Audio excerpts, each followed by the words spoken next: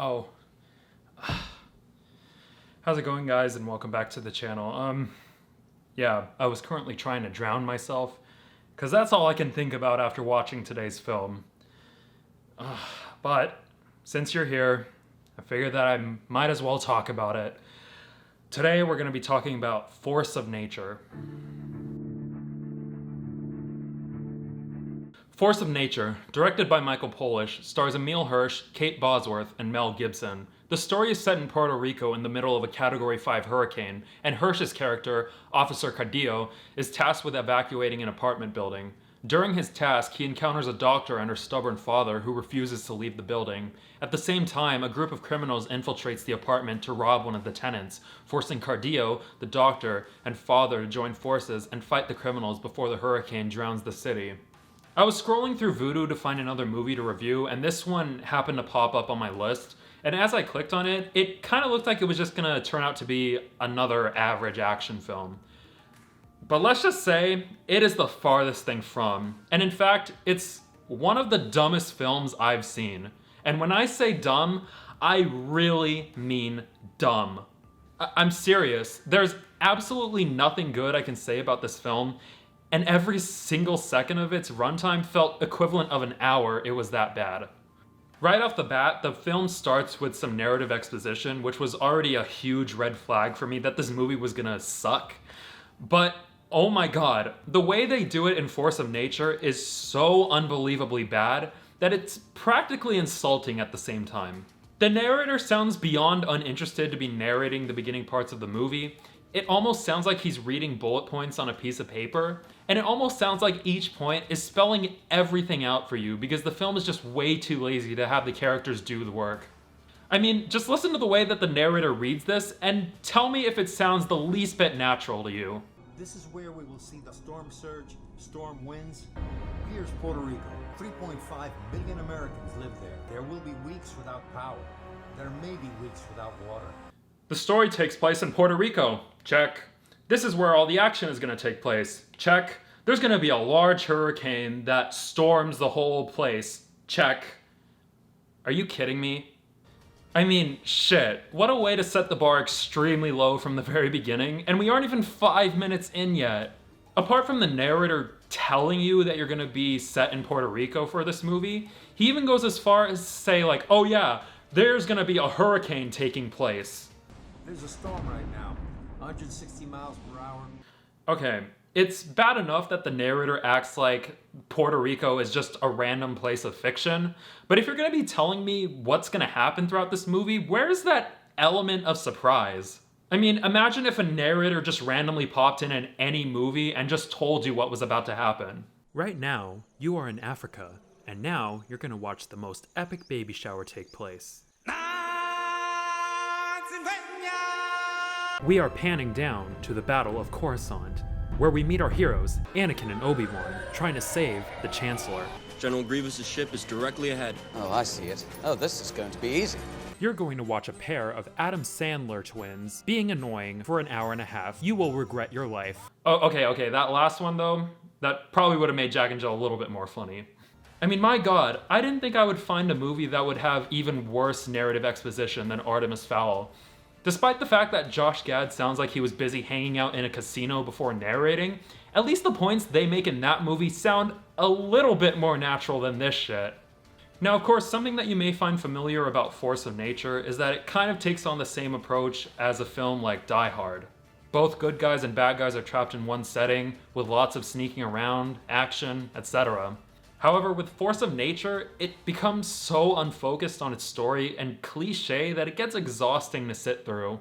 For instance, something that I noticed about this film is that about a quarter of it is taken up for using the same formula on certain characters.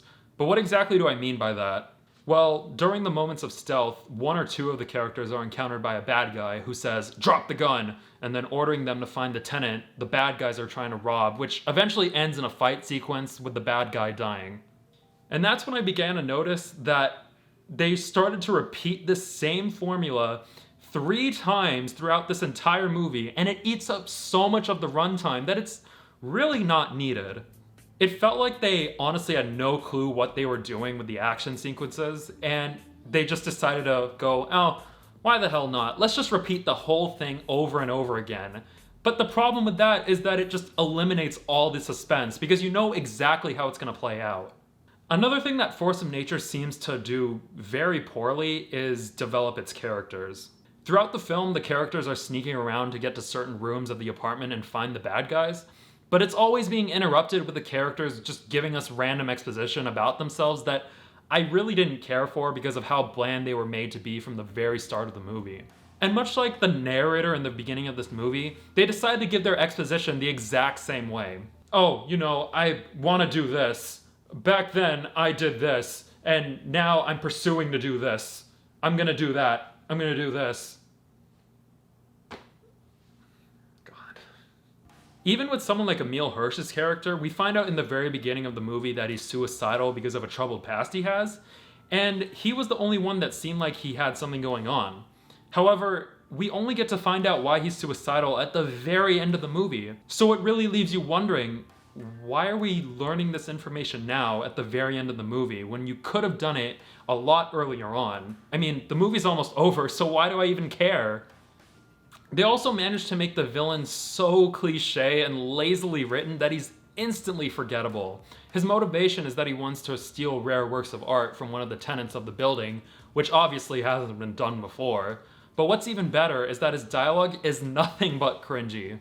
There's a moment near the end of the movie where Emile Hirsch is talking with the villain, and the villain ends up revealing that he knows about Hirsch's past, and obviously puzzled by the fact, he asks how he knows that information. But what's his answer? Just watch it. How do you know about that? I know everything. I'm John the Baptist. Wow. That was the laziest explanation I've heard. They could have easily had him say something like, he knows about his past, or I've been following your career for years. Something as simple as that could have worked.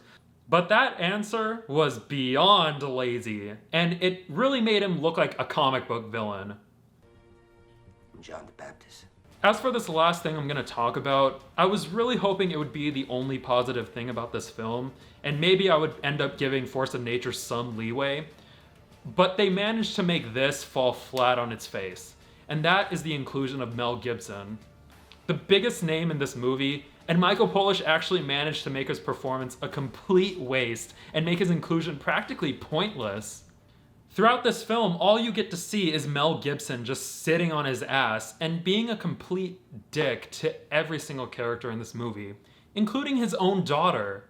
And being the old guy that he is, he's constantly coughing throughout this movie, which can get a little bit irritating at times. And surprisingly, that's the only thing that I can remember about his character. I'm serious. The whole time Mel Gibson is on screen, this is what you see.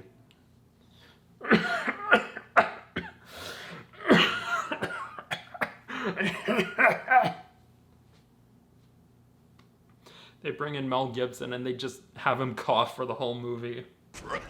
For a month. However, probably the funniest thing about Gibson's character, minor spoiler here by the way, is how they treat his death. First of all, they try to make it into such an emotional scene, but seeing how he acted like a dick during the time he was alive really made this scene dull. But probably the best part about his death is how clear it is that Mel Gibson really doesn't care. I swear, his performance in this scene sounds so rushed that it's hilarious. Honey, don't know, honey. Stop. I have too many holes in me. Just sit with me for a second. And despite dying in his daughter's arms, just look at his eye.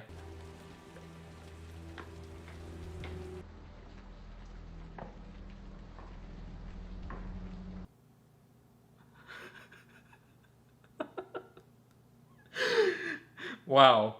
That really shows how little effort Gibson put into his performance and how little effort the editors took just to make that scene a little bit shorter.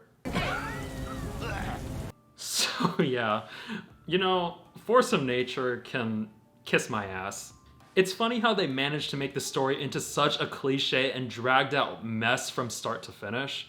The action isn't fun or suspenseful to watch, the characters range from dull and forgettable to completely unlikable, and the story doesn't add anything to make it memorable at all.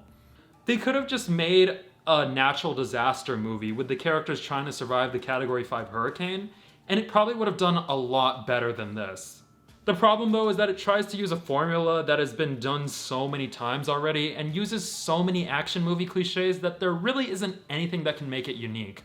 Also, the fact that they managed to bring in Mel Gibson and make his character a complete waste of time really didn't make this movie any better. If they didn't waste their budget on getting a big name star just to compensate for how bad this movie is, and actually spend it on writers that can actually make this movie good, maybe Force of Nature would have some merit.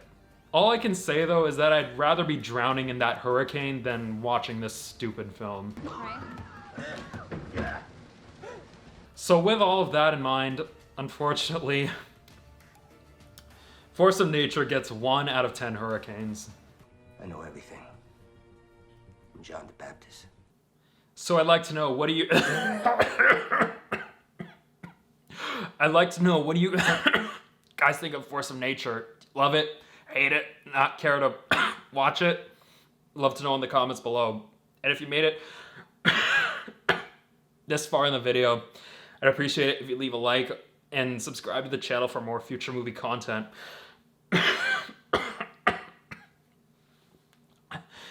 Thank you guys for joining me in this review. I'm gonna go get a cough drop. I'll see you guys in the next review.